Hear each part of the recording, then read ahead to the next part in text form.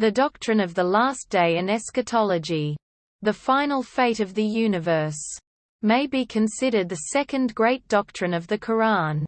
It is estimated that approximately one-third of the Quran is eschatological, dealing with the afterlife in the next world and with the Day of Judgment at the end of time. There is a reference to the afterlife on most pages of the Quran, and belief in the afterlife is often referred to in conjunction with belief in God, as in the common expression, "Believe in God and the Last Day." A number of surahs such as 44, 56, 75, 78, 81 and 101 are directly related to the afterlife and its preparations. Some surahs indicate the closeness of the event and warn people to be prepared for the imminent day. For instance, the first verses of Surah 22, which deal with the mighty earthquake and the situations of people on that day, represent this style of divine address. O people, be respectful to your Lord. The earthquake of the hour is a mighty thing. Quote, the Quran is often vivid in its depiction of what will happen at the end time. What describes the Quranic view of end time?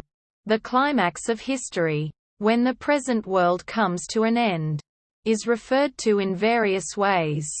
It is the Day of Judgment, the Last Day, the Day of Resurrection, or simply the hour. Less frequently it is the Day of Distinction, when the good are separated from the evil, the Day of the Gathering of men to the presence of God, or the Day of the Meeting of men with God. The hour comes suddenly. It is heralded by a shout, by a thunderclap, or by the blast of a trumpet.